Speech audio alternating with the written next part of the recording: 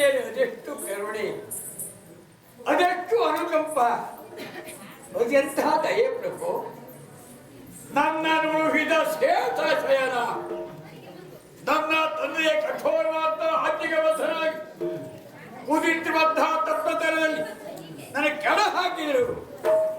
ಆದರೆ ಶ್ವೇತ ಶಯನನ ಅನುಗ್ರಹಕ್ಕೆ ಪಾತ್ರನಾಗಿ ಮುಡಿದ ಹೂವು ಬಾರದೇ ಇದ್ದ ಹಾಗೆ ನನ್ನ ಇಡೀ ದೇಹದ ರಕ್ಷಣೆಯ ಮಹಾಭಾರವನ್ನ ಆ ಭಗವಂತ ಹೊತ್ತಲ್ಲ. ಆನಂದಾಶ್ರು ಉಕ್ಕಿ ಹರಿಯಿತು, ನನ್ನ ಅಂತರಂಗ ತುಂಬಿತು. ಪ್ರಭಾ, ನಿನ್ನ ಗಣೆಯಾದವರು ಈ ಪ್ರಪಂಚದಲ್ಲಿ ಮತ್ತೊಂದು ಶಕ್ತಿ ಇದೆ ಅಂತ ಹೇಳಿ ನಮ್ಮೂದೇ ಕಷ್ಟವಾಗಿ ಹೋಗಿದೆ ಪ್ರಭು. ಬದುಕಿದೆ, ಯಾಕೆ ಬದುಕಿದೆ? ನನ್ನ ತಂದೆಯವರಿಗೆ ಹೇಳುತ್ತೇನೆ, ಕೃಷ್ಣನ ಕರೆಸುತ್ತೇನೆ.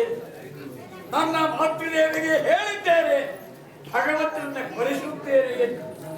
ನನ್ನ ತಂಗಿಯ ಭರವಸೆಯ ಮಾತನ್ನು ಆಡುತ್ತೇನೆ, ಕೃಷ್ಣನ ಸಾಕ್ಷಾತ್ಕಾರ ಇಲ್ಲಿ ಆಗುತ್ತದೆ ಎಂದು.